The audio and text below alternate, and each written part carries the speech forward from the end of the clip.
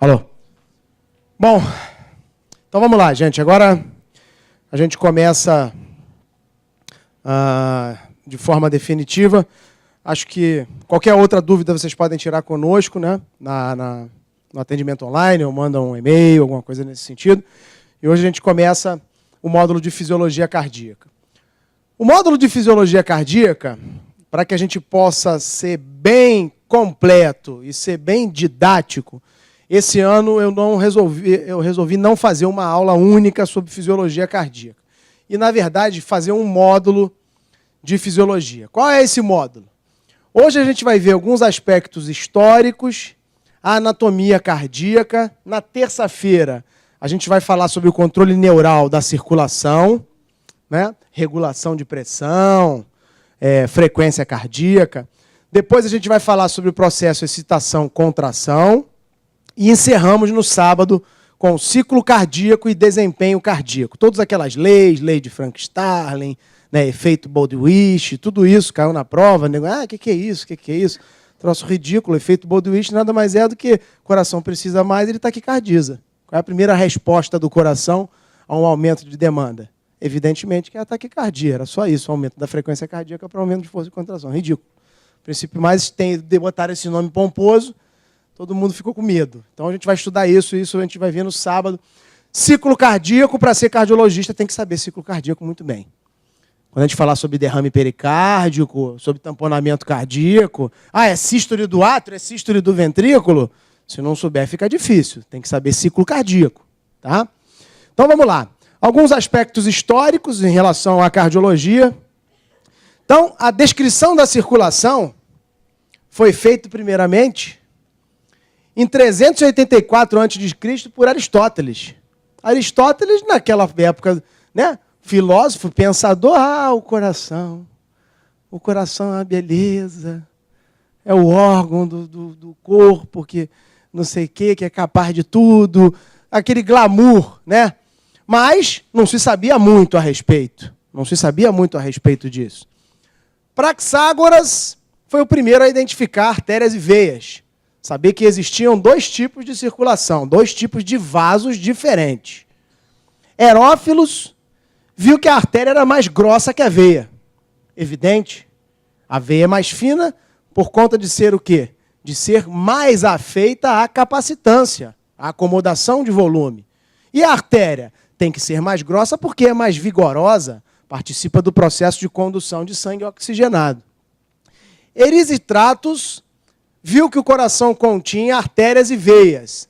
Só que é o seguinte, a visão dos caras na antiguidade é de que as artérias conduziam ar. Tu imagina se a artéria conduzisse ar, como é que ia ficar o pulmão? Né? Embolia gasosa. Mas era assim que se pensava, não se podia macular o corpo, não se podia abrir o corpo, então o que se supunha era que fosse dessa forma. Aí vem as outras conclusões que deram início ao nosso pensamento de hoje. Galeno, já em 129 depois de Cristo, que nasceu, né, 100 anos depois de Cristo, já tinha o seguinte: o coração é o órgão mais quente do corpo humano.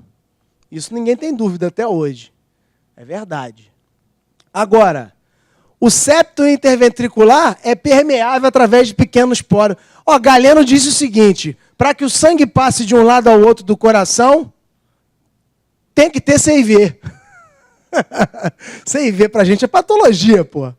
Nada a ver. Mas o conceito era esse. Olha que interessante. Presta atenção. Ele acreditava que era dessa forma. Ó.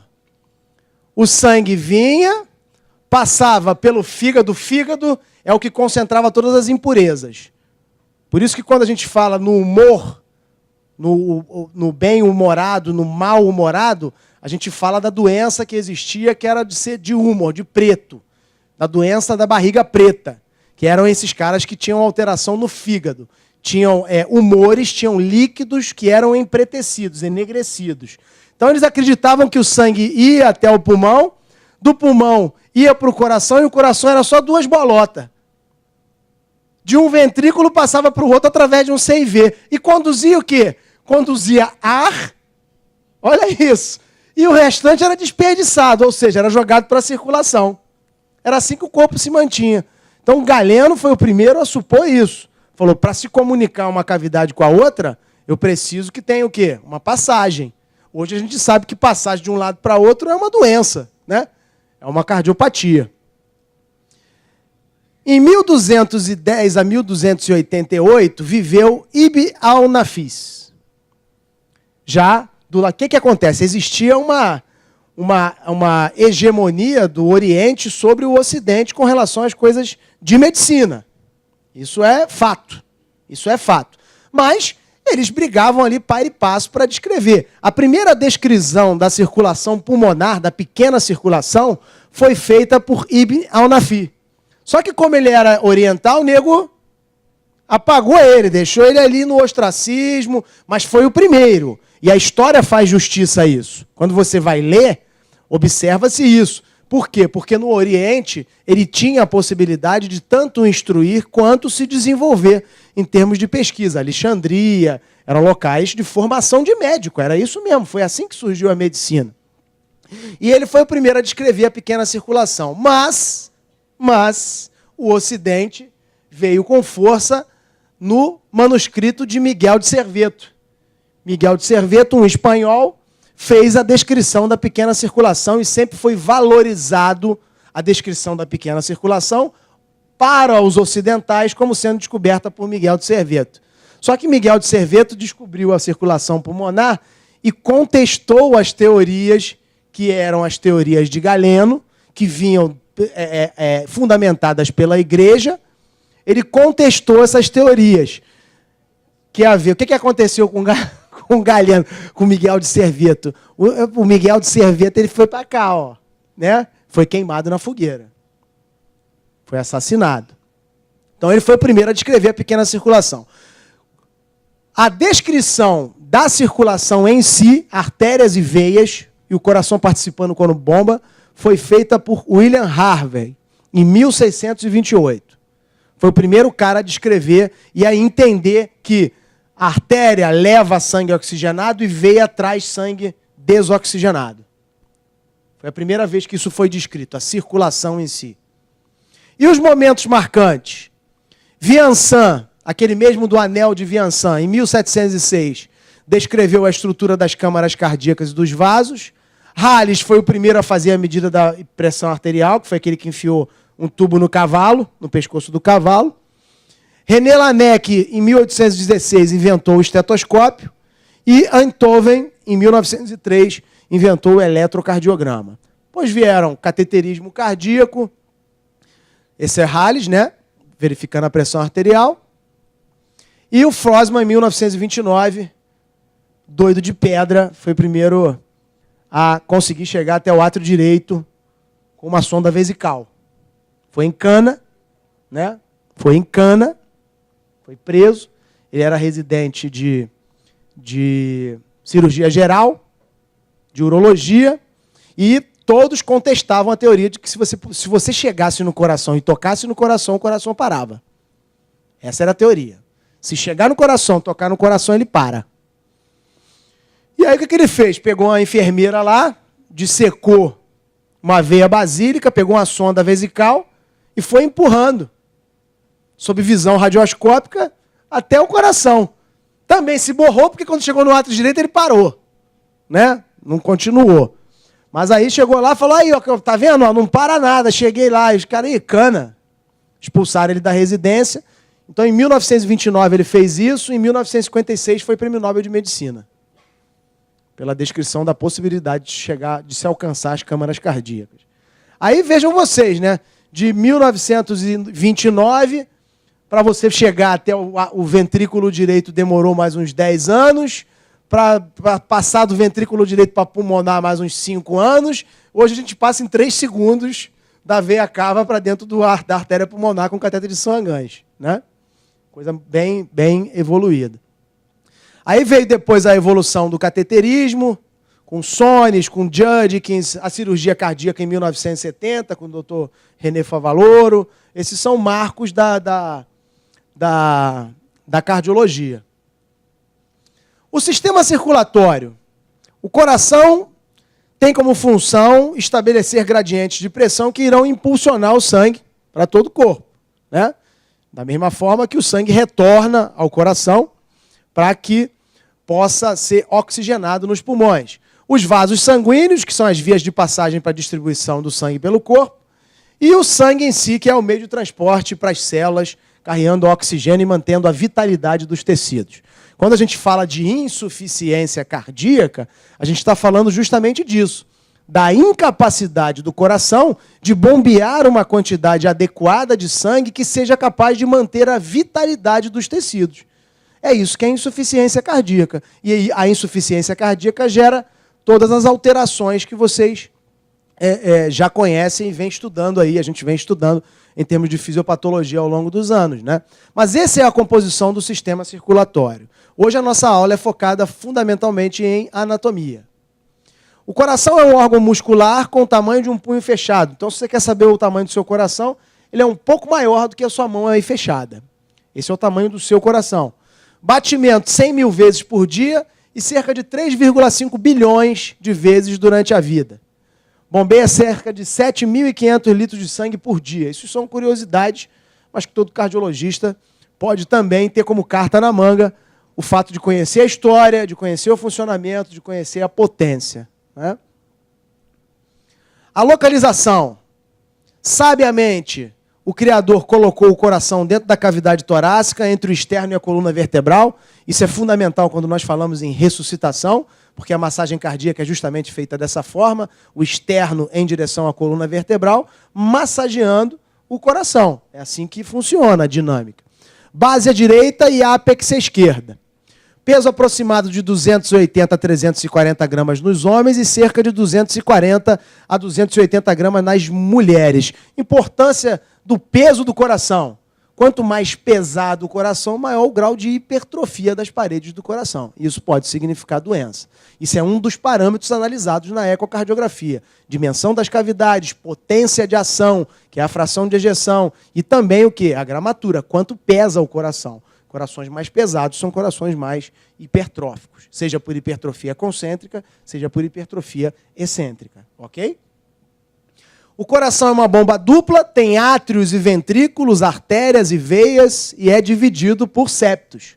Na porção superior dos átrios, o septo interatrial, que tem como comemorativos as patologias chamadas de doenças do septo interatrial, como a comunicação interatrial, o forame oval patente, né, são patologias do septo interatrial, e o septo interventricular, que são as doenças do septo interventricular, como a comunicação interventricular. Existe uma junção entre átrios e ventrículos, que é a famosa junção AV, né? Aquele componente é um componente fibromuscular e pode também se alterar, dando alterações do chamado canal AV. Então, essa septação também entre átrios e ventrículos, ela pode estar comprometida. Isso é motivo de uma também cardiopatia congênita, chamado defeito do canal AV. Os CIAs muito baixos, como do tipo seio do ósteo primo, são relacionados a patologias da porção inicial do septo interatrial de baixo para cima e relacionados a esse fechamento da junção átrio-ventricular, né? Só para vocês lembrarem em termos de anatomia. Envolvendo o coração, nós temos o pericárdio. Pericárdio, que é motivo de aula, porque existem patologias que acometem o pericárdio, dando origem ao que se conhece como pericardite.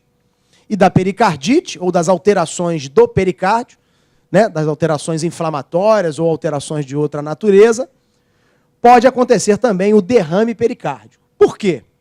Porque o pericárdio, na verdade, o complexo pericárdico, ele é composto de dois folhetos. Um folheto visceral, que tem um contato maior com o coração, ou seja, visceral porque ele é colado na víscera. Que víscera? O coração. E ele tem a capacidade de, inclusive, liberar substâncias que têm ação sobre a circulação coronariana, né? Prostaglandinas são liberadas pelo pericárdio, que podem atuar na circulação coronária. Esse é o pericárdio visceral.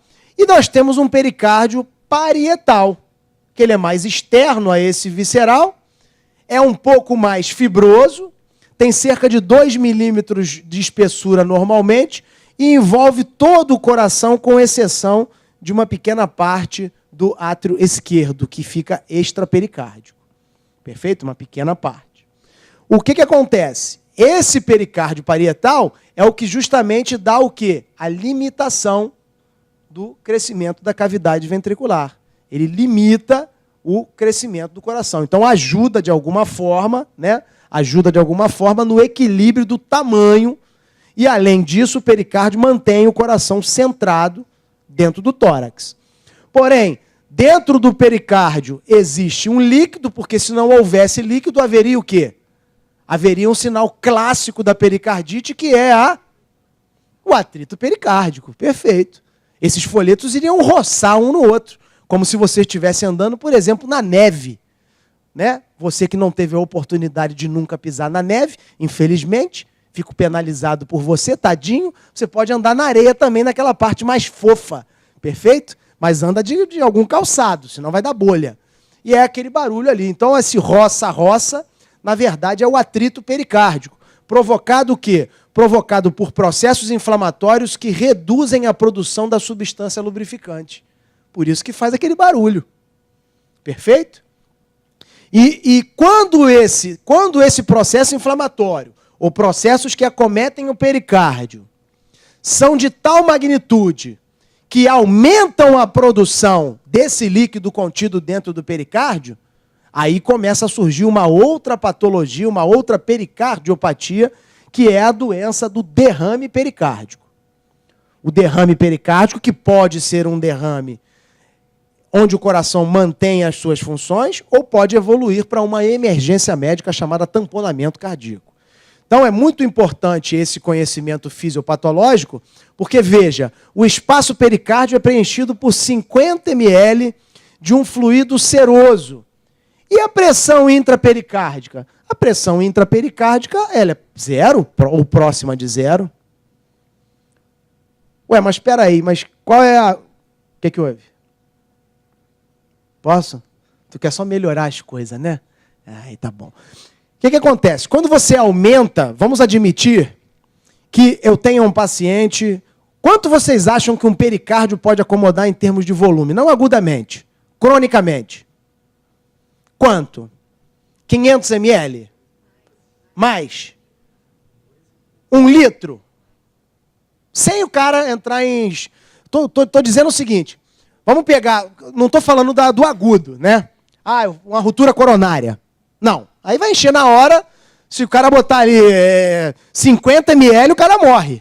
É diferente, porque não dá tempo de acomodar. Mas vamos admitir um lúpico ou um neoplásico.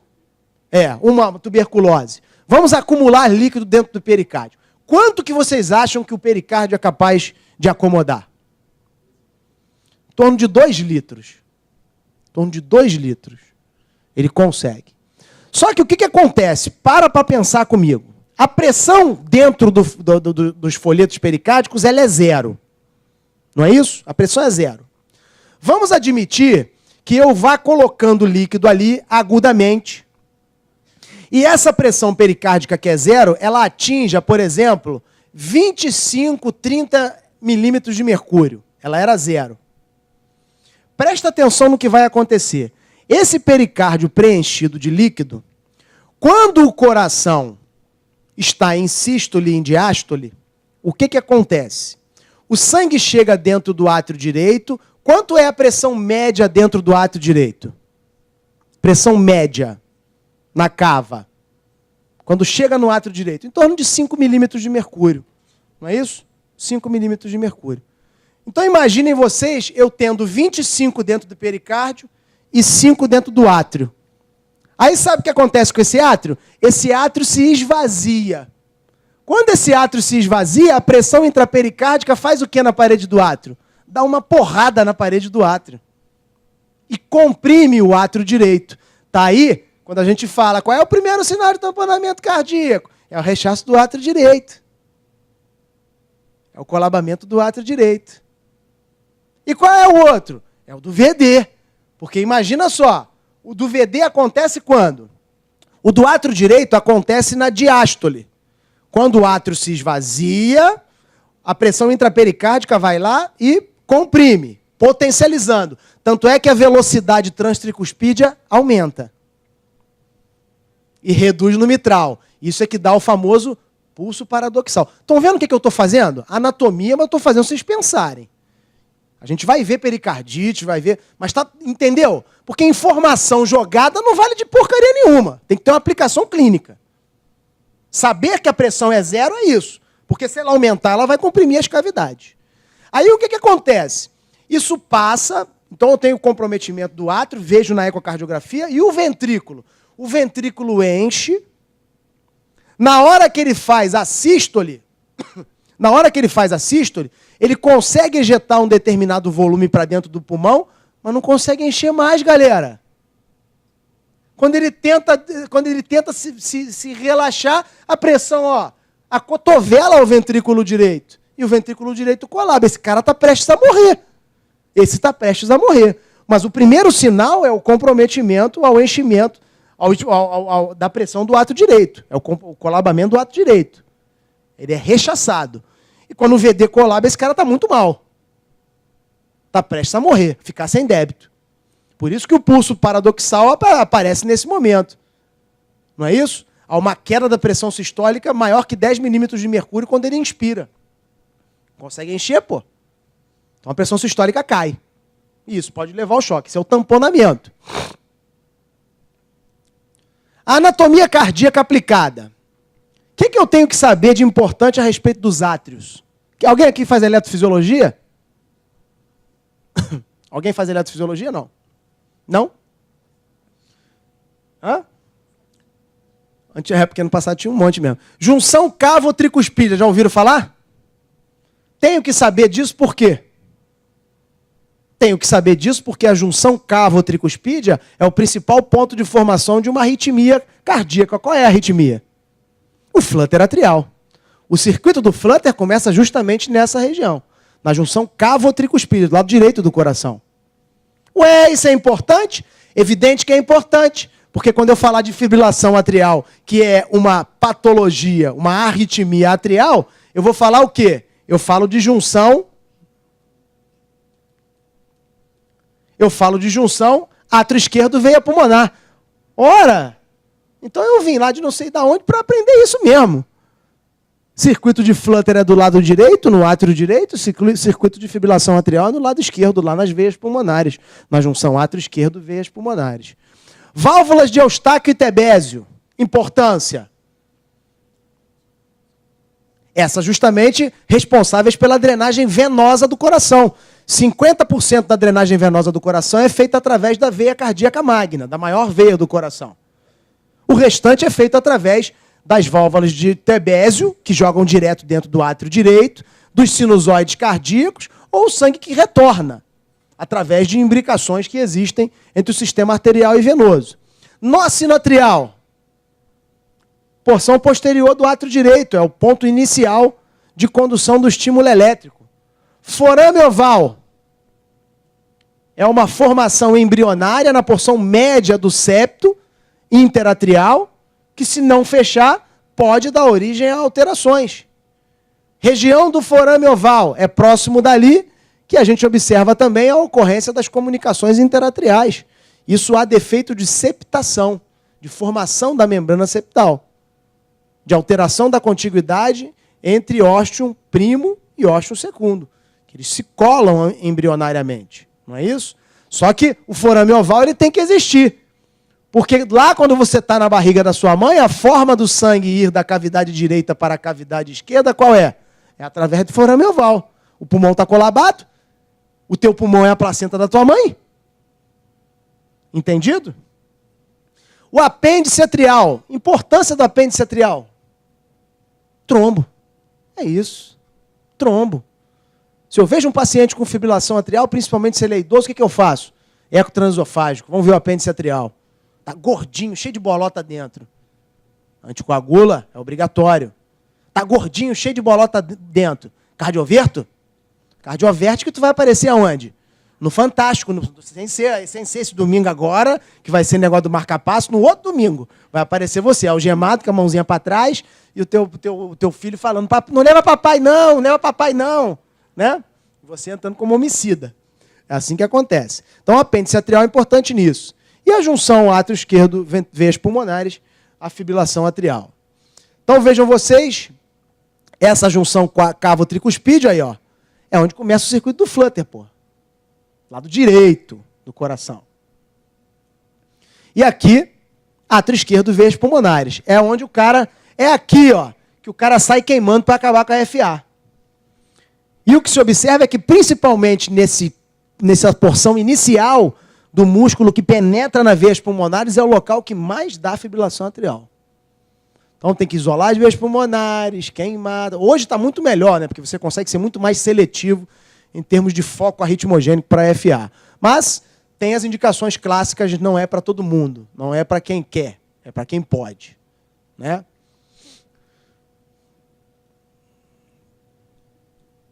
Anatomia cardíaca com relação ao VD. O VD tem um formato triangular.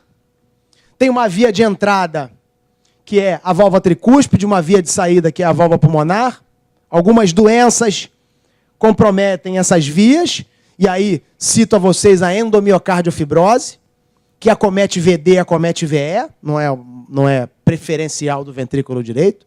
Não é isso que eu estou dizendo. Mas, geralmente, fibrosa também é a via de saída. Se fibrosar a via de saída, o que vocês esperariam em termos de alteração valvar? Regurgitação ou estenose?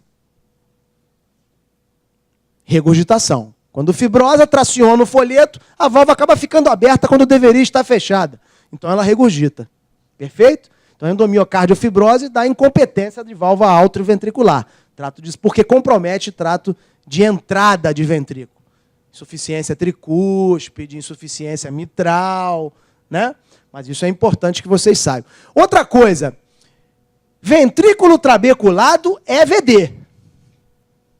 Ventrículo trabeculado é VD. Ventrículo esquerdo com excesso de trabeculação, opa!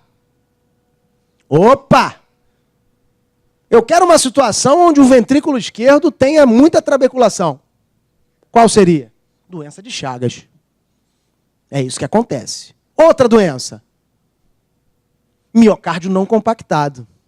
Também fica todo trabeculado. É diagnóstico diferencial do ecocardiografista. Ele tem que observar isso. Espera aí, VD? Epa, cheio de negócio digitiforme, trabeculado. Não, o ventrículo esquerdo não é trabeculado. Trabeculado é o direito. Ventrículo esquerdo tem massa.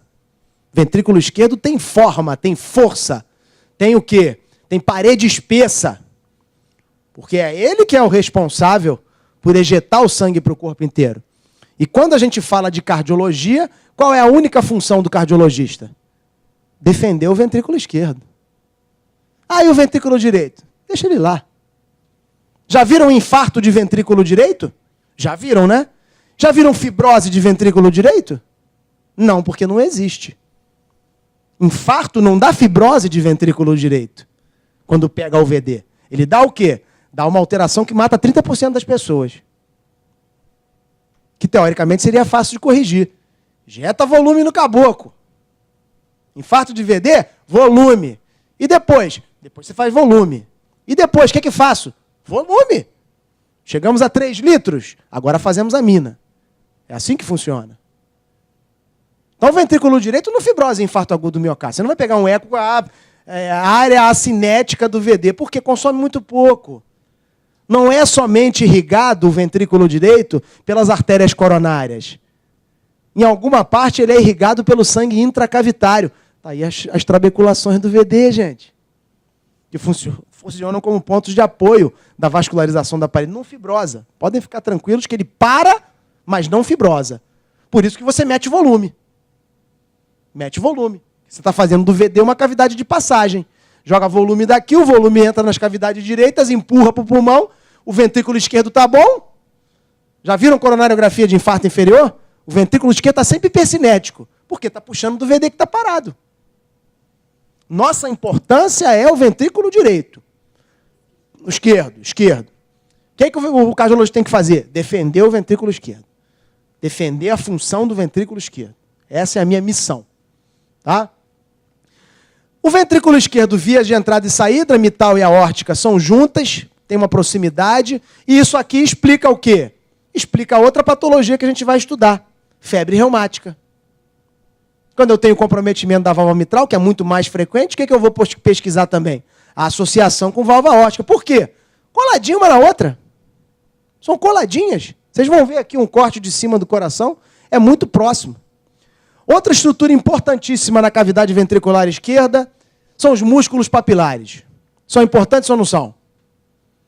Músculo papilar anterior e o músculo papilar posterior. Quem toma mais pancada? Anterior ou posterior? Quem toma mais pancada? Quem é mais exigido? Lembrem da cardiomiopatia hipertrófica. Quem toma mais pancada? O posterior ou o anterior? Posterior apanha mais? O mais forçado é o anterior, né? Tanto é que quando você tem a cardiomiopatia hipertrófica, você tem o quê? O movimento anterior sistólico do folheto. Ele é sugado por efeito Venturi no processo obstrutivo. E o cara lá de cima não é burro nem nada. O que ele fez? Pegou o músculo papilar anterior e botou duas artérias para irrigar. DA e circunflexa. E o músculo papilar posterior? Ramo da coronária direita, que é a descendente posterior. Tudo tem uma razão de ser. Concordam? Tudo tem uma razão de ser. Ah, não sei o que, o músculo papilar não é aqui. Não é aqui.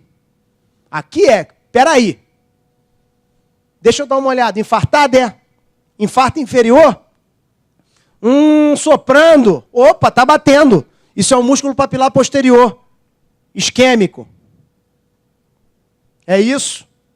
É assim que a gente raciocina. A grande maioria das disfunções de músculo papilar estão associadas a infarto inferior. Questão de prova.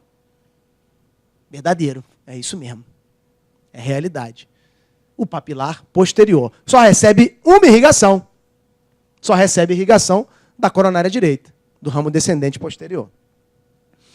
Válvulas cardíacas, válvula AV e válvula ventrículo arterial. Átrio ventricular e ventrículo arterial. Viu que a gente está começando bem light, né? Tudo informação que vocês já sabiam. Então, é a melhor parte. Tricúspide pulmonar ficam longe pra caramba. E mitral e aórtica ficam coladinhas. Ó, mesmo folheto, inflamou aqui, inflama aqui ou não inflama? Claro que inflama. Inflama. Pior que inflama. É isso que acontece. Comprometimento da válvula tricúspide. Me dá uma patologia rápida que pode comprometer a válvula tricúspide. Hebs tem perfeito. Hebs tem uma. Cardiopatia congênita. Outra. Síndrome carcinoide. Já ouviram falar? Síndrome carcinoide. Tumores colônicos liberam substâncias. Uma delas é a serotonina. Pelo amor de Deus, não fiquem só achando que é ela. Substâncias liberadas pelo tumor acabam adentrando a circulação venosa, chegam ao coração. O primeiro anteparo que encontram qual é? A válvula tricúspide. Comprometem a válvula tricúspide e, em 90% dos casos, causam o quê? Insuficiência ou estenose? 90%, mesma coisa. Essa substância fibrosa a válvula se encurta, fica regurgitante. 95%, 90% dos casos, síndrome carcinoide dá insuficiência tricúspide. E estenose tricúspide? Pode? Pode. Mas é em 10% dos casos. 5 a 10% dos casos. Perfeito? Então, válvula tricúspide. Válvula pulmonar. Outra coisa com relação a essa síndrome carcinoide. Raciocinamos dessa forma. Essa síndrome carcinoide pode dar comprometimento da válvula aórtica? Síndrome carcinoide, comprometimento da válvula aórtica. Hein? Poder pode, mas aí o que dá? Já é um trabalhinho para a gente publicar, que é raro pra cacete. Porque o que acontece? Quando essa substância atinge o aparato valvar tricuspídeo, gera um certo grau de fibrose. Traciona o folheto. Passa pela tricúspide e cai no VD. Quando cai no VD, passa na pulmonar. Pulmonar pode ser comprometida por síndrome carcinoide. Acredita-se, teoricamente, que quando essa substância atinge o pulmão, ela é filtrada. Então, para você ter síndrome carcinoide do lado esquerdo do coração, meu amigo, vamos publicar. É um trabalhinho para a gente publicar aí em algum congresso que aparecer. É coisa de New England, que é raríssimo. É coisa de relato de caso da literatura mundial. Síndrome carcinoide do lado esquerdo do coração. Porque acredita-se que essas substâncias sejam filtradas a nível pulmonar. Entendido? Falando da doença reumática, mais comum. Qual é o comprometimento reumático mais comum da válvula mitral? Qual é? É a insuficiência, né? Na cartite reumática, a insuficiência. E a sequela da doença reumática? É a estenose mitral. Tanto é que a mulher vai ter, aos 14 anos de idade, aos 12 anos de idade, febre reumática, e vai ter estenose mitral com 30 anos. 35. Então, a sequela inicial é o quê? A mesma coisa. Deu o processo inflamatório, folheto retrai, dá insuficiência. Dá insuficiência, tá? Essa é a nossa amiga aorta, com as suas diversas porções. Perfeito? Raiz da aorta é esse segmento aqui abaixo dos seios coronarianos. Estão vendo isso? Ali que é a raiz da aorta. O seio de Valsalva é onde tem as cúspides. Seio coronariano esquerdo, seio coronariano direito. Esquerdo dá origem à coronária esquerda, direito origem à coronária direita, e o seio não coronariano. Então a válvula aórtica tem 3 cúspides. Pode, eventualmente, ter 2 cúspides, ou somente uma. Em pacientes idosos portadores de estenose aórtica, a maior condição é que sejam portadores de estenose aórtica bicúspide. Perfeito? Além do processo degenerativo da idade, que pode ser causa de estenose aórtica com válvula aórtica tricúspide. Então, aplicamos esse conhecimento de anatomia. E a junção sino-tubular? Sempre trago essa figura para mostrar o seguinte. A aorta tem 2 pontos de solda. Sabem disso? Tem 2 pontos de solda. Quando Deus estava fazendo lá, ele falou, vou soldar essa porra, soldar aqui nesse pedaço, vou soldar aqui nesse outro pedaço aqui. Aonde que a aorta é soldada? Ela é soldada acima dos seios coronarianos, do seio de Valsalva, na famosa junção sino-tubular. Vocês estão vendo aqui um corte aqui? Então, todas as vezes que hoje você, tá lá, vou em Ipanema hoje, vou tomar um chopinho, tá comendo lá, tomando um chopinho, comendo a calabresa, o cara, rapaz, tu sabia que o principal ponto de dissecção é a junção sino-tubular? Já pode soltar essa. Já pode soltar essa. Porque o cara não tem noção. Os principais pontos de dissecção são, quando eu tenho alteração da parede da aorta, observem, síndrome de Marfan, Ehlers-Danlos, síndrome de Loeys-Dietz, doenças que fragilizam a parede, a camada média da aorta, que toma muita pancada, vocês sabem disso. O principal ponto de ruptura, na chamada degeneração cística da camada média, é a junção sino-tubular, dos aneurismas dissecantes. E aí tem um outro ponto de junção, que eu trago aqui para vocês, que é essa, logo após a origem da artéria subclave esquerda. Lembram da coarctação de aorta? Lembram da coarctação de aorta? Lembram do PCA? É aquela região ali. Aquela região é o segundo ponto de solda. Em pacientes que são hipertensos, hipertensão arterial, que tem doença aterosclerótica vai descendo na aorta. A doença aterosclerótica é motivo de formação de aneurisma de aorta, aonde? Na região infrarrenal. Sabem por que isso? Sabem? Sabem por que na região infrarrenal? Porque a região infrarrenal, vocês sabem como a aorta é vascularizada, né? Nessa porção acima das renais, ela tem vasa vasorum. Ela tem dentro da sua camada média vasos que irrigam, que nutrem a parede, além do sangue que circula, que é o principal fonte de alimentação da camada média. Mas o que acontece? Na porção infrarrenal, não tem vasa vasorum, há uma pobreza de vasa vasorum. Então, a aorta é totalmente dependente do sangue que passa na aorta abdominal. O que acontece? Quando você tem doença aterosclerótica, a doença aterosclerótica cola naquela região, dificulta mais ainda a absorção do sangue e aquela parede vai se fragilizando e dilata. São os aneurismas de aorta abdominal. Qual é a origem? Aterosclerótica. E a hipertensão arterial? A hipertensão arterial é um grande vilão dos aneurismas dissecantes dessa segunda porção de junção da aorta. Geralmente é ali que disseca. Geralmente disseca ali. Entendido? Então, sempre aplicando a anatomia. O que é isso aí? ganha uma camisa, quem me disser o que está sendo mostrado ali. Vamos lá. O que é isso aí? Hã? Aqui eu vou dizer para vocês o que é. Aqui seria o ventrículo, aqui a aorta e aqui a circulação. O que é isso aí? Não é uma lesão, não. O que é aquilo ali?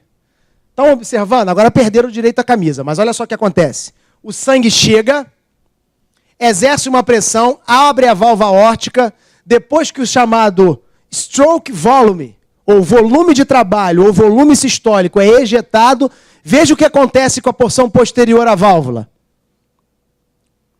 Veja o que acontece. Estão vendo? Estão vendo aquilo ali? A válvula abre, ejeta, e veja o que acontece com o segmento posterior, que é a aorta. Ele faz um flare, observem. Ou seja, uma propulsão. Estão vendo aquilo ali? Aquilo ali se chama efeito Wind-Castle. Isso, olho de Mônica. Podem plantar. Plantar o olho de Mônica. Aí, que beleza. É assim que eu gosto. Olha aí, olha lá. Aquela ali é a Mônica perfeita. Olha lá, olha o olhão dela. Mantou. É o famoso efeito Wind-Castle. Porra, o que o cara já está querendo aparecer, o Rogério, falando de negócio de efeito. Não é isso, não. Vou dizer para vocês. Todas as vezes que eu disser para você, esse paciente perdeu o efeito Wind-Castle, eu estou dizendo para você que essa aorta é dura, que esse paciente é um paciente idoso, que essa aorta é doente e que esse paciente tem uma chamada pressão de pulso alargada. Como é que é a pressão do idoso? 180 por 70. Por que isso? Porque se a aorta tem pouca capacidade de propulsão, ela gera pouca onda de retorno para fechar a válvula aórtica. Estão pensando comigo? Então, como a aorta é um tubo rígido no velho, quando a válvula aórtica abre, é uma porrada com velocidade e força. Concordam comigo? É como se um assopro forte, vai gerar um gráfico enorme. Só que na hora de voltar, a propulsão teria que dar o retorno para poder fechar a válvula. Demora mais. Aí a pressão diastólica vai lá para o pé. Alarga a pressão de pulso. Quando eu tenho uma pressão de pulso, uma diferença entre sistólica e diastólica muito grande num paciente idoso, eu posso inferir que esse paciente tem maior mortalidade. Olha isso. É um parâmetro de mortalidade. Pressão de pulso alargada. Morre mais, cara. Morre mais. Quanto? Acima de 55 milímetros de mercúrio. Isso foi detectado acima de 35, 40, acima de 50 milímetros. É um preditor de mortalidade para pacientes hipertensos. Que pacientes hipertensos? Portadores de hipertensão sistólica isolada. Que pacientes são esses? Idosos. Esse é o chamado efeito Wind-Castle. O idoso perde esse efeito Wind-Castle. Entenderam o que é? O coração ejeta, quando chega na aorta, a aorta ajuda a propulsionar o sangue. Ajuda a fazer com que avance. E não sei se isso daí é muito importante ou serve para muita coisa. Serve. Serve para eu dizer para você o seguinte: quando você vai verificar a pressão, cara de pau, você verifica a pressão aonde? Em que artéria? Na artéria braquial. Por quê? Porque no pulso a pressão é maior. Sabia disso? É maior. Por isso que a gente não leva em consideração. Tem que fazer os ajustes necessários quando você faz medida de pulso. E outra coisa, esse efeito Wind-Castle explica por que a pressão nos membros superiores é uma e nos inferiores é ligeiramente maior. Claro, ganhou velocidade, gente. Propulsão.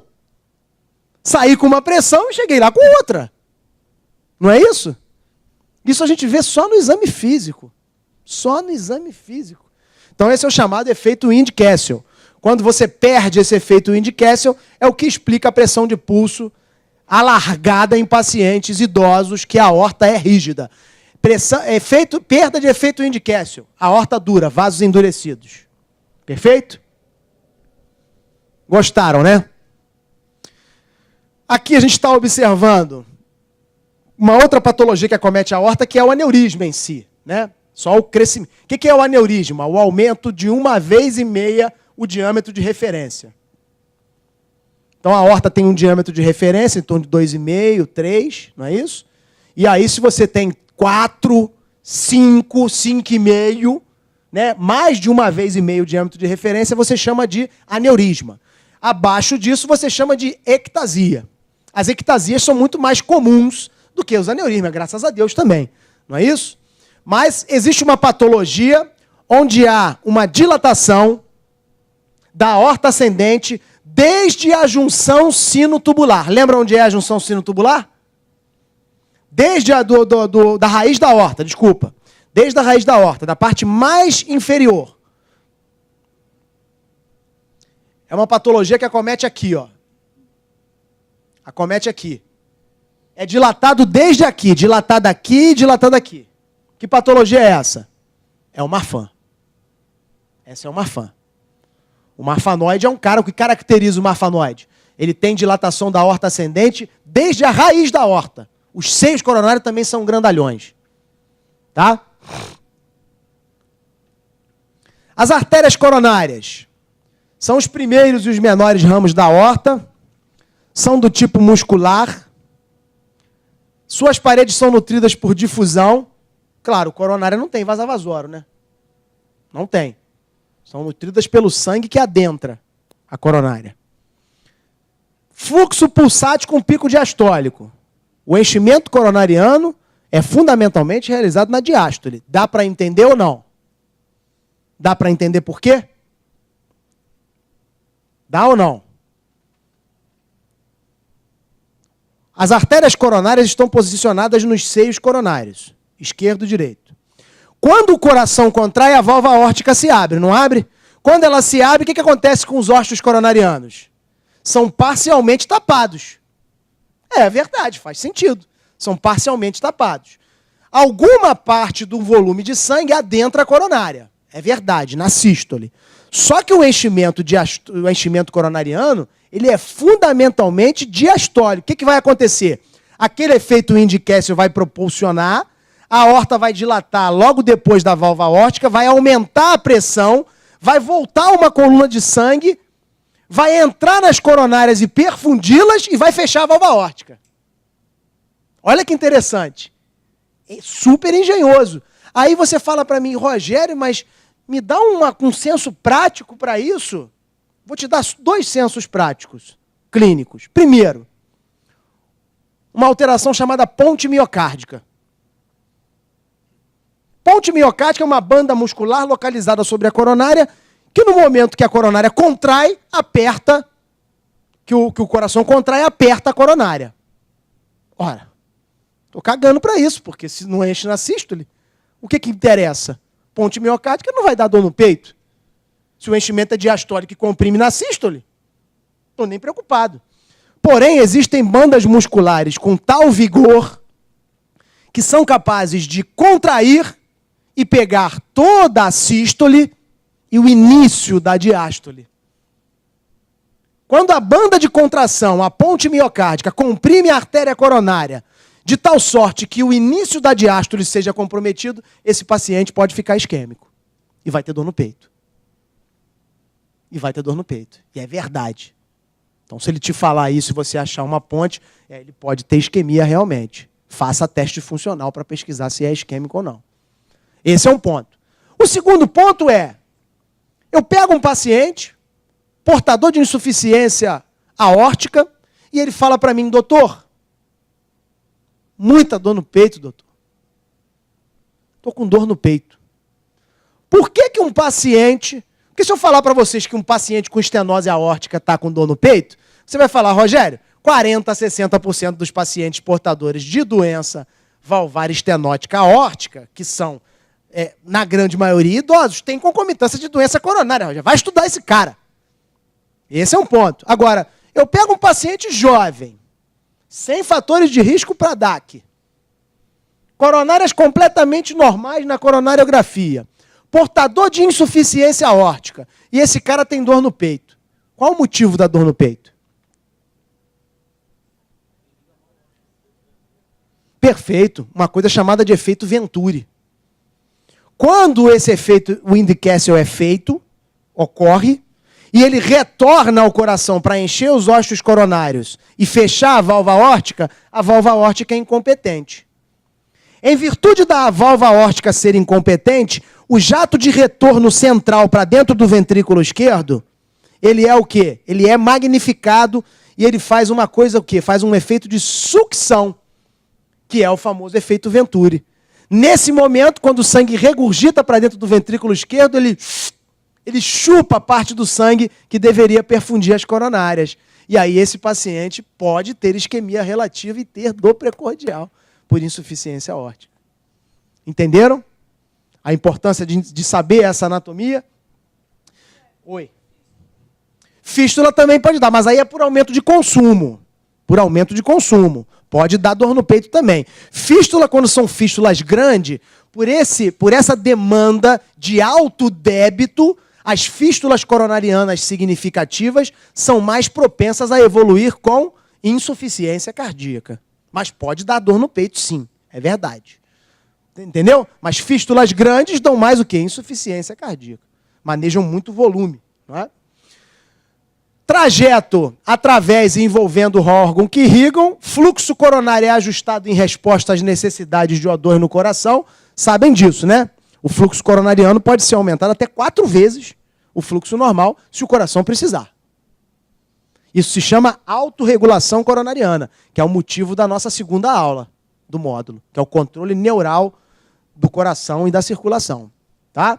Então existem substâncias que são produzidas, existem as resistências que são vencidas, isso tudo a gente vai aprender de forma bem explicada. Principal patologia é a doença aterosclerótica coronariana. Não é exclusivo, mas é a principal. A grande maioria dos pacientes que vão à coronariografia vão para a pesquisa de DAC. Pode ser aneurisma? Pode. Pode ser arterite? Pode. Pode ser uma doença de Kawasaki numa criança? Pode. Mas a grande massa é doença aterosclerótica, comprometimento da parede. As coronárias são divididas em coronária direita e coronária esquerda. Coronária direita, com os seguintes ramos. Conal, que é o primeiro ramo, 40% dele sai da aorta, ramo sinusal, marginal agudo, descendente posterior e ventricular posterior. Esses são o ramo da direita. Quando começa a falar para mim a respeito de sinusal, já me faz lembrar de quê? Ramo sinusal vai para o nosso sinoatrial, me lembra sistema de condução. Me lembra infarto ou oclusão dessa coronária, me lembra o quê? Ocorrência de distúrbios de condução. Por isso que quando eu falo em infarto agudo do miocárdio de parede inferior, eu estou sempre preocupado de, opa, como é que está a condução? Porque ele pode ter bloqueio sinoatrial e ele pode ter bloqueio atrioventricular. Um dos dois. Perfeito? Quanto mais proximal, maior a chance dele ter BAVT. Né? Maior a chance dele ter um BAV total. Não é isso? E tem os ramos marginal agudo, que irriga a parte do ventrículo direito, o DP e o ventricular posterior. Em termos de nomenclatura, a artéria que é considerada dominante é aquela que emite o ramo descendente posterior. E o ramo descendente posterior, quando eu sei que essa artéria é dominante? Na verdade, para ficar mais fácil, eu vou mostrar para vocês na figura para vocês nunca mais esquecerem. A coronária esquerda tem um tronco e se divide em 2 vasos principais, DA e circunflexa. DA é a principal artéria do coração, porque irriga a parede anterior, a parede livre do VE. A circunflexa, que irriga a margem direita do coração, e o ramo diagonalis ou marginalis ou intermédio, quando você tem uma trifurcação do tronco. O tronco dá 2 ramos normalmente, mas se um outro ramo emergir do tronco, se ele seguir em linha reta, ele é chamado de ramo intermédio. Se esse ramo que surge do tronco vai para o lado esquerdo, ele é chamado de diagonalis, porque é o sistema da artéria descendente anterior. Se ele vai para o lado direito, é o sistema da artéria circunflexa. Ele é chamado de marginalis. Entenderam a diferença? Então, a trifurcação do tronco, se for reto, intermédio, se for para a direita, para o território da circunflexa é marginalis, se for para o da DA é diagonalis. Ponto. Ok? Então, vamos ver isso na prática. Olha aqui, ó. Aqui está a coluna, o intensificador, o painel digital está à direita do doente que está deitado. Estão vendo? O doente está deitadinho aqui, aquele painel grandão, que não é a fonte de raio-x, a fonte de raio-x é de baixo, mas a nomenclatura é essa que se usa. A nomenclatura na hemodinâmica ela é utilizada de acordo com a posição do painel digital e não do tubo de raio-x. Senão seria o contrário a projeção, seria o inverso. Então, quando está à direita do paciente que está deitado, a projeção é oblíquo anterior direito. Quando nós temos oblíquo anterior direito, o sistema coronariano esquerdo está à direita da coluna. Estão vendo aqui, ó? Essa é a coluna vertebral e a coronária está à direita. Estando à direita da coluna, em OAD, nós temos um vaso que emerge do tronco e desce. Tá vendo? Está mais próximo da coluna. Que vaso é esse? Circunflexa. Vaso que vai para a coluna é circunflexa. Pode botar aí na parte mais nobre do encéfalo. Nunca mais esquece. Está indo para onde? Está indo para a coluna. Então isso aqui é CX. É assim que você identifica. Tá? E tem um outro vaso que vai até a ponta do coração. Que vaso é esse? A descendente anterior. Que irriga o septo interventricular e irriga o quê? A parede lateral esquerda do coração. Ramos diagonais. Então a descendente anterior tem ramos septais e ramos diagonais. A circunflexa tem ramos que irrigam o sulco AV, ramo que irriga a parede posterolateral inferior e ramos que irrigam a margem esquerda do coração. Tudo isso a gente vai rever em CAT. Mas para que vocês saibam, quando eu falar marginal da circunflexa, já sabe o que é. DA, ramo septal. E na imagem angiográfica é assim que aparece. Tronco, circunflexa, ramo marginal, DA, diagonais, olha, indo até a ponta do coração. Tem lesão ou não? Tem ou não? Tem, né? Lesão grave nesse ponto aqui. Perfeito? Só que, observem, essa projeção, painel digital à direita da coluna, OAD, coronárias à direita. Isso não é uma projeção para ver descendente anterior. Então aqui você analisou que tem lesão. Nuances da lesão, só vou ver lá no cranial, que é outra projeção. Intensificador ou painel digital na cabeça do paciente. É essa projeção aqui, ó. Tá vendo? Aqui vem a descendente anterior, esse é o ramo septal e esse é o ramo diagonal. Esse vê bem a DA. Esse aqui vejo bem a DA, que é a posição em cranial. As posições em cranial são para ver descendente anterior. As em caudal e OAD são para ver circunflexa. Tá? Aqui, ó, de novo, que vaso é esse aqui? Se está indo para a coluna, qual é? Circunflexa. Essa é uma projeção à esquerda da coluna. Então é oblíquo anterior esquerda.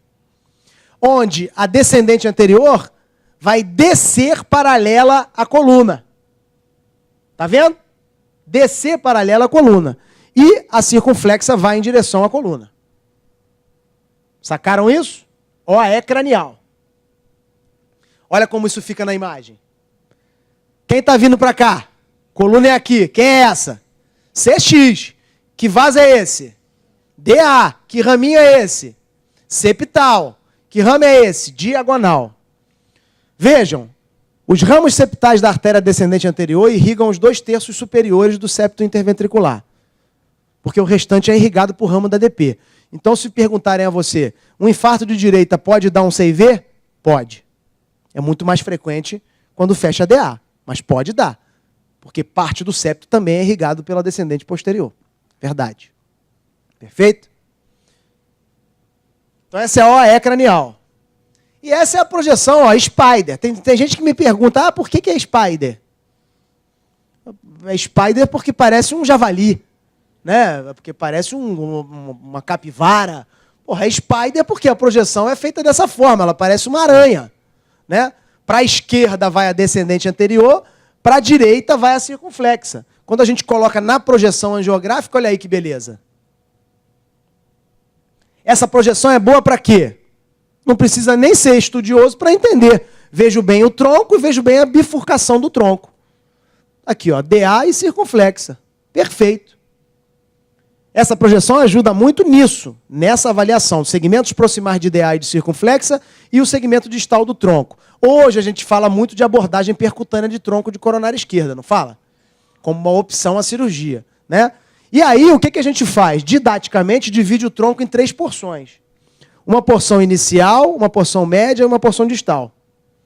Quando eu falo de abordar a origem, o ósteo do tronco, outra coisa também. Vocês podem usar o termo ósteo para os vasos do coração. Podem usar. Mas, pela nômina anatômica correta, ósteo é aquilo que emerge da aorta. Então, não tem ósteo da DA. Você pode usar essa expressão. Até porque lá fora nego usa, né? Ostial lesion. Lá fora nego usa. Né? Usam isso. Mas ósteo é aquilo que emerge da aorta. Ok? A nômina anatômica correta é essa. Mas a origem da descendente anterior, você vê muito bem aqui. Então, eu divido aqui em 3 porções. Se eu fizer uma angioplastia na origem do tronco da coronária esquerda, no ósteo, a classe de indicação dessa abordagem é 2A, em termos de nível de evidência. Ué, e quem é a classe 1? Classe 1 é cirurgia, né, porra? Claro, né? Classe 1 é cirurgia. Se eu tiver uma lesão na porção média desse tronco, também é classe 2A. Também é classe 2A. Agora, se eu tiver uma lesão no segmento distal do tronco, com comprometimento do ósteo da DA e do ósteo da circunflexa, esse paciente só será um paciente percutâneo se houver contraindicação cirúrgica, porque ele já passa a ser classe 2B. Classe 2B. Ah, não é que não. Classe 3 não é. Porque classe 3 seria não fazer porque é prejudicial ao doente. Aí mesmo que ele não pudesse operar, você não poderia fazer. Então ele é classe 2B. Entenderam o nível de evidência? Por que é 2B? Porque se fosse 3, ele não pode operar. Então, tadinho, né? Chama o capa preta. Né? Chama o padre para conversar com ele.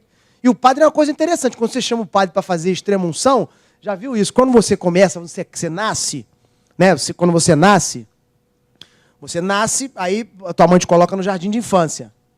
Aí quando chega no jardim de infância, o que eles falam para você? Ah, ó, quando for pro prezinho, tu vai ficar legal. Aí você passa do jardim de infância e vai pro prezinho. Quando chega no prezinho, o nego fala, ó, agora quando você for pro primário aí, primeira série, agora tu vai ficar bacana mesmo, hein? Aí você vai pro primeiro ano, segundo, terceiro, vai pro segundo grau, ó. Só no segundo grau que você é considerado alguma coisa dentro da escola. Aí, porra, caramba. Ah, tu não tá na faculdade ainda não? Ih, só depois que tu for pra faculdade, pô. Aí tu vai pra faculdade, aí tá formado. Ih, agora só depois que tu fizer a especialização. Ah, agora só depois que tu fizer o TEC. Agora só tu continua a vida inteira assim. Nunca tá bom, nunca chega no lugar. E aí quando você tá lá deitado no leito de morte, chama o padre fala, pra que tristeza? Agora que a vida vai começar. Porra, o que é isso? Podia ter me avisado antes, né, porra? Não existe isso. Não faz sentido, né? Mas então é isso. Entenderam os níveis de evidência, né? Essa é Spider, é uma projeção muito usada por nós para ver o tronco e o segmento distal do tronco. Essa é a coronária direita. Esse intensificador está à esquerda do doente, assim como a projeção coronariana, estão vendo? E quando a coronária direita está à esquerda da coluna, em OAE, ela tem a conformação de um C. Estão vendo? Parece um C. Então, ramo conal, ramo do nó sinusal, ramo marginal agudo, ramo descendente posterior, ramo ventricular posterior. O ramo ventricular posterior é aquele que dá o ramo do nó AV, que irriga o nó AV. Então, a artéria coronária direita é chamada de coronária elétrica porque ela irriga o sistema de condução do coração. Perfeito? Isso é quando ela está em OAD. Então, quando ela está em OAE, ela tem o formato de um C. Quando ela está em OAD, olha aí que bonito que fica. Então, vem aqui, e aí eu vou explicar o negócio da dominância. O que é descendente posterior? A gente chama de descendente posterior quando atinge o crux cordis. O que é o crux cordis? É uma região do coração da junção do sulco interventricular inferior com o sulco atrioventricular, como se fosse uma cruz mesmo. Ah, Rogério, mas como é que eu vou saber isso? Você já está inventando moda. Não, não é isso. Se a coronária direita vem só até esse segmento, ou seja, ela não se continua, ela é chamada de uma coronária direita pouco desenvolvida, não hipoplásica, porque hipoplasia é doença, pouco desenvolvida. Quando você pegar um laudo e tiver coronária direita pouco desenvolvida, você já sabe que ela não dá ADP, que ela não vai ao crux cordis. Ou seja, a direita acaba aqui. Todas as vezes que a coronária direita acabar aqui embaixo, só existem duas condições. Ou a dominância é direita, ou ela é balanceada, porque a circunflexa também pode dar um DP. Entenderam isso? Agora, se pegar um laudo lá, a artéria coronária direita pouco desenvolvida, já vi que essa coronária direita não atinge o crux cordis, vou para a circunflexa. Ramo descendente posterior da artéria circunflexa de grande magnitude, com lesão, sem lesão. Entenderam isso? Então, o crux cordis é essa região aqui, ó. Evidente que se a direita terminar aqui em cima, ela não atinge o crux cordis, então a dominância tem que ser esquerda. Na grande maioria das vezes, a dominância é direita. E esse aqui é o ramo que desce, ó. É o descendente posterior. Estão vendo aqui um garfinho aqui, ó? Estão vendo? Saindo do VP. Esse é o ramo ventricular posterior. Sacaram? E quando eu coloco em OAD, coronária direita à direita da coluna, ela tem a conformação de uma letra L. Conformação de uma letra L. Olha aqui, ó. E é assim que ela fica na imagem geográfica. Entenderam? Em OA é formato de um C, em OAD formato de um L. É assim que nós vemos a coronária direita. A anomalia coronariana mais comum, qual é a anomalia coronariana mais comum? É a CX sair do seio coronariano direito, ou da coronária direita. Perfeito? E a mais importante clinicamente é o tronco da coronária esquerda saindo do seio coronariano direito, ou da direita, que é a chamada single coronary artery. Essa é a pior. Por quê? Todo o sistema coronariano está saindo da direita. Para poder chegar na esquerda, o trajeto é interartérias, pulmonar e aorta. Se aumentar a pressão na aorta ou aumentar a pressão na pulmonar, você comprime o tronco da coronária esquerda. O que acontece? Morte súbita.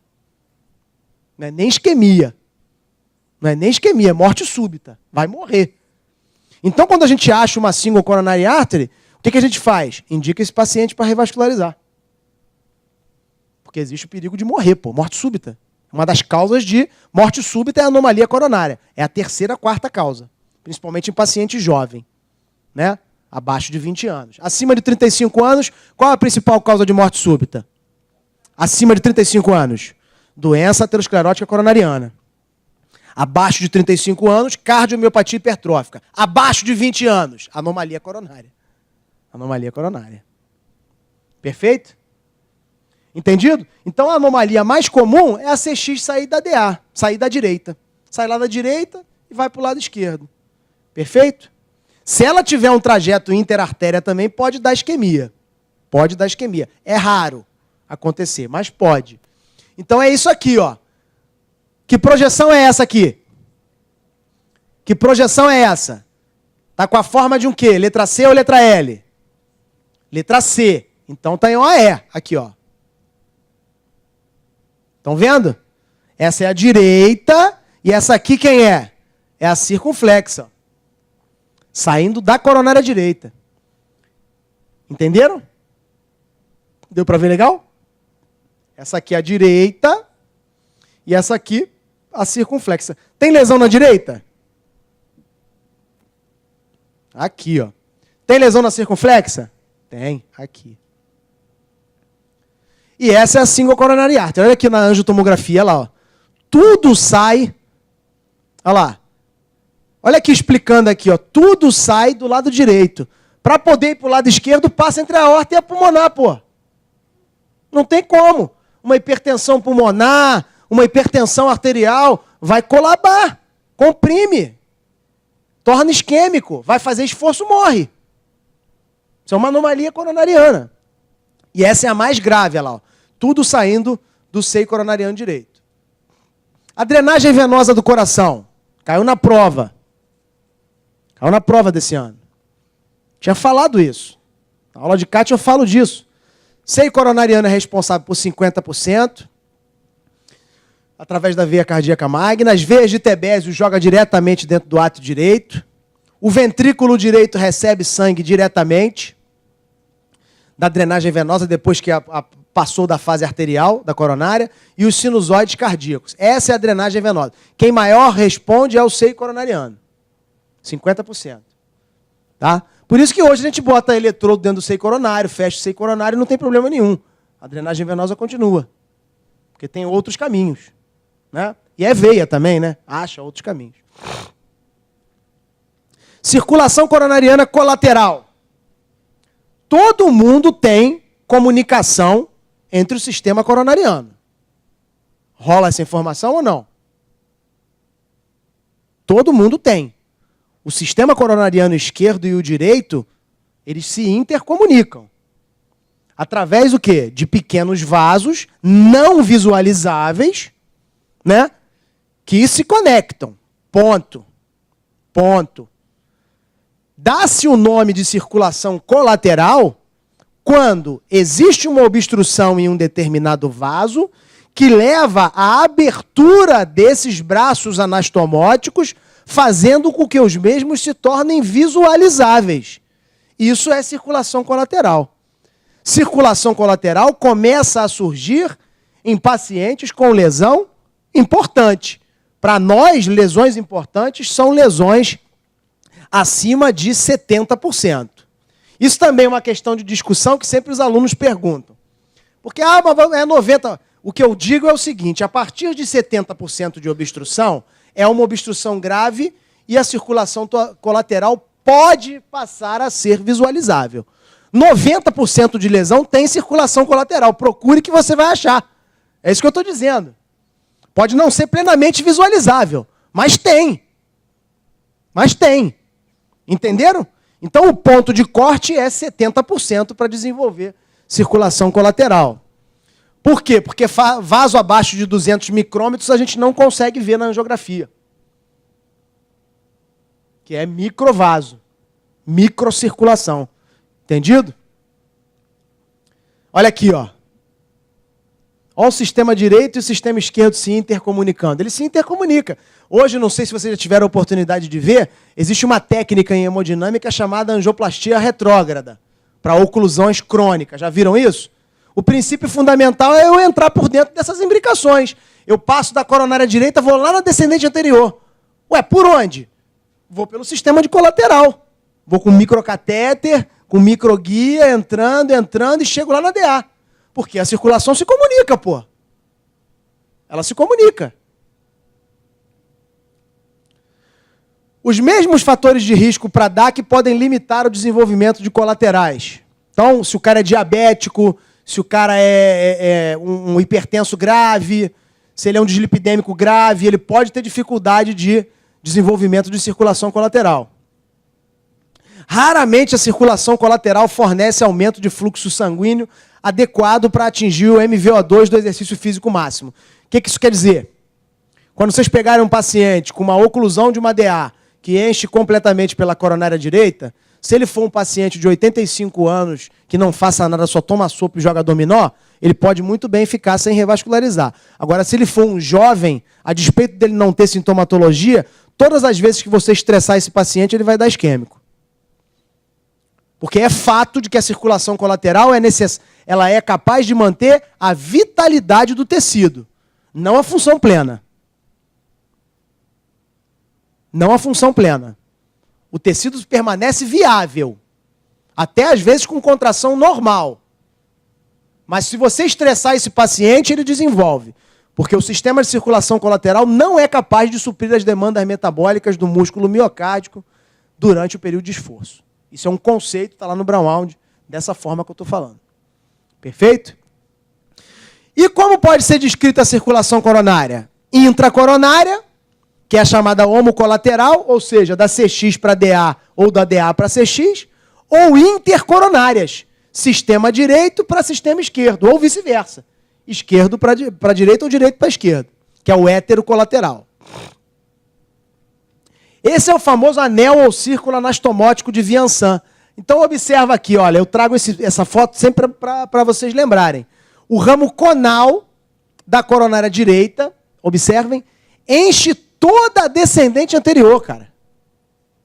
Toda a descendente. Olha quem é que enche a DA. É esse raminho aqui, ó. que eu tenho que fazer num paciente desse? Revascularizo. Revascularizo. Ah, ventrículo normal tem viabilidade? Tranquilo. Revasculariza. Não tem outra. Esse é o famoso círculo ou anel anastomótico de Vincent. E a circulação coronariana colateral? Esse é o nosso motivo de encerramento da aula de hoje. E eu trago esse conceito. Em quadros de infarto agudo com supra de ST, pode haver desenvolvimento rápido de colaterais. Olha que texto bonito. Estudos demonstram que em 6 horas, 50% dos pacientes, olha, 6 horas, 50% dos pacientes têm circulação colateral. E após 24 horas, praticamente todos têm circulação colateral. Gostaram dessa frase? Gostaram desse escrito? Qual a utilidade disso? Qual o senso prático disso? O que esse conhecimento traz para você? Se eu falar para você, olha, em 6 horas, metade dos doentes tem colateral aberta. E em 12 horas, em 24 horas, 100% tem colateral. Em que isso é importante? Vou explicar para vocês. Vamos admitir que eu tenho um paciente com uma descendente anterior fechada, infarto agudo do miocárdio. Infarto agudo do miocárdio. E eu estudo esse paciente 12, 24 horas após. Está ali que 100% tem circulação colateral. Mesmo que eu não esteja plenamente visualizando A. Podem começar a observar isso. Quanto tempo tem esse infarto aqui? Ah, tem 2 dias. Coronariografou com 2 dias, vê se não tem colateral. Procura direitinho. Todos têm colateral. Isso é informação científica. DA fechada, paciente assintomático, parede parada. O que fazer? De novo. 45 anos, infarto anterior, DA fechada proximal, parede parada, assintomático. 24 horas de infarto. O que fazer? Qual seria a conduta de vocês?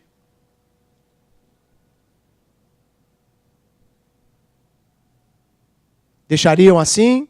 Recanalizo? Deixo assim? Por quê?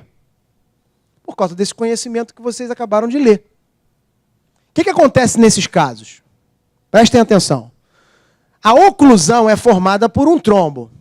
Esse trombo, por ter ocorrido recentemente, dentro de 24 horas, ele tem uma parte que ainda é liquefeita.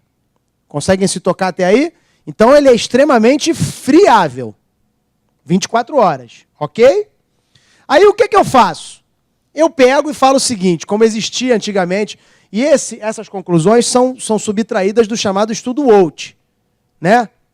Que é um estudo justamente que pegou pacientes assintomáticos com vaso fechado, porque o que se acreditava é que quando você recanalizava esses vasos, que estavam ocluídos com parede parada em paciente assintomático, haveria uma melhora do remodelamento do ventrículo através da famosa teoria da artéria aberta. Porra, grande angioplastia cosmética para gastar dinheiro sem nenhum efeito prático. Porque o que acontecia, na verdade? Você estava sendo maléfico para o paciente. Tanto é que essa situação que eu acabei de citar para vocês aqui, hoje é classe 3 de indicação. Por quê? Porque esse trombo, por ser friável, quando eu começo a manipular para recanalizar esse vaso, aquele material emboliza. Gente, se isso emboliza para onde? Para a circulação colateral. A circulação colateral é uma forma de manter a viabilidade do músculo miocárdico. Concordam comigo ou não? Se você embolizar para microcirculação, para colateral, você perde a efetividade da circulação colateral. E o paciente piora o remodelamento.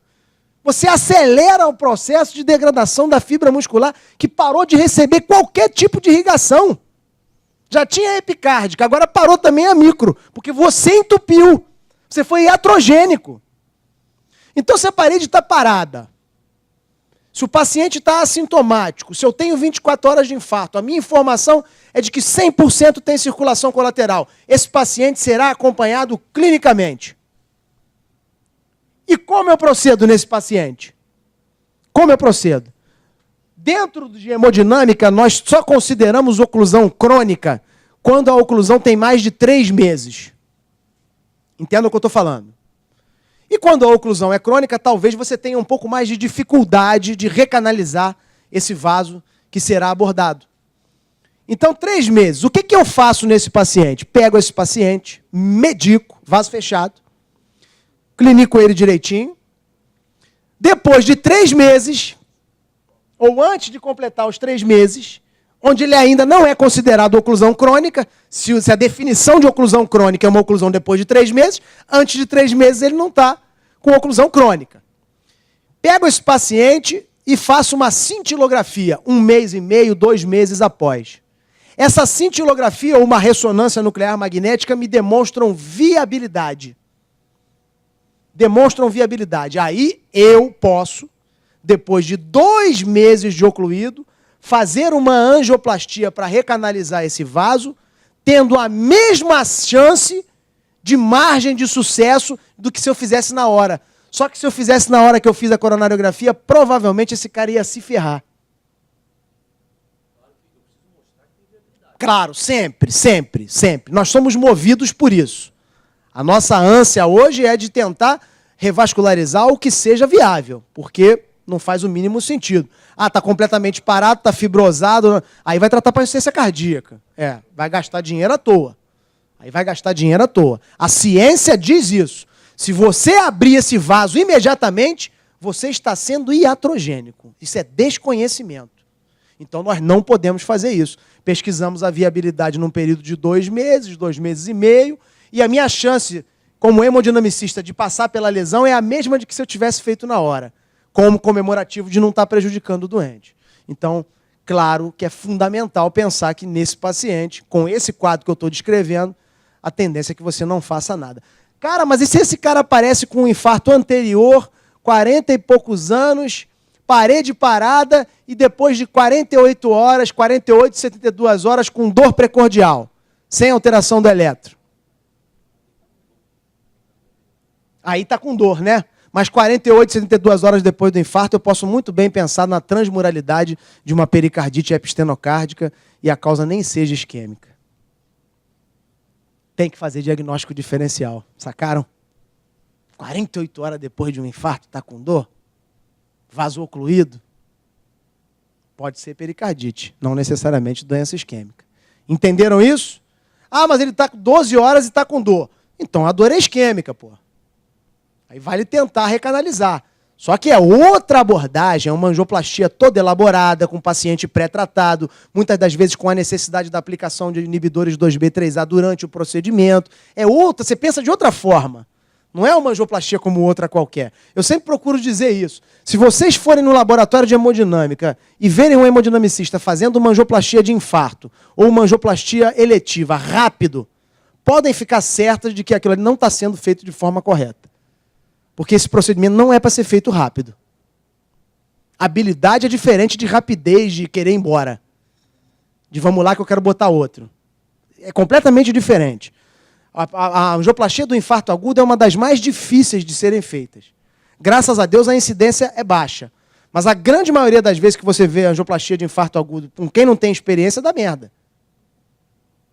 Porque é uma angioplastia onde você recanaliza, vê como o doente fica, dá mais um tempo para os antiagregantes fazerem efeito, vê como está o TCA, dá mais uma balonada, calma, o paciente melhorou, o infra caiu. Não existe isso, está fechado, já bota o stand. Não existe isso, a não ser que seja desconhecimento de causa. Porque a angioplastia do infarto é uma angioplastia muito mais elaborada e muito mais demorada. A eletiva também. Tem que ser, dilata, coloca, vê, verifica, faz ultrassom, hiperexpande. Não tem esse negócio de rapidinho. Uma cirurgia demora 5 horas, por que uma angioplastia tem que ser feita em 15 minutos? Desculpa, mas esse conceito está completamente por fora. O mais rápido não é o melhor. Tem nada a ver. Fazer bem é obrigação. Ah, ficou ótimo. Claro, quem entra ali é para fazer aquilo ali. Você não está me dando nenhum tipo de deferência, dizendo, não, ficou muito bom o resultado. Não, mas eu só entrei ali para ficar bom mesmo. Porque se ficasse ruim, o que eu fui fazer lá dentro? Esse é o pensamento. Então, vão embora com esse conceito da circulação coronariana colateral. Eu abreviei o tempo para que vocês possam ainda curtir o dia aí no Rio de Janeiro, o pessoal que veio de fora, e o pessoal que é daqui do Rio de Janeiro também, poder aproveitar o restante do sábado. Na próxima terça-feira, foto, nome com letra maiúscula e número, às 21 horas, no ambiente virtual. Quando vocês entrarem no ambiente virtual, vai estar lá em Fisiologia um link, aula ao vivo, aula online, aqui. Fisiologia Cardíaca, aula 2. Clique aqui, vou deixar escrito lá. Clicou, vai abrir uma janela para você botar o seu nome. Vai botar o seu nomezinho com letra maiúscula, vai ficar sentadinho ali assistindo, perfeito? Se quiser fazer uma pergunta, tem um chat ao lado, tudo tranquilo. Se tiver alguma outra dúvida, pode entrar em contato com a gente, que a gente vai estar disposto a responder o que vocês precisarem. Tá bom, gente? Espero que tenham gostado da nossa apresentação, espero que tenha conseguido fazer com que vocês, em algum momento, se sentissem alegres. Sei que a temperatura não está ajudando, mas se de alguma forma vocês estão saindo querendo ficar e querendo ter um pouco mais de conhecimento, isso já atingiu o meu objetivo, porque o objetivo fundamental era fazer que vocês tivessem esse momento aí de alegria, de felicidade, de conhecimento. Vão com Deus, tá bom? Obrigado. Só no online.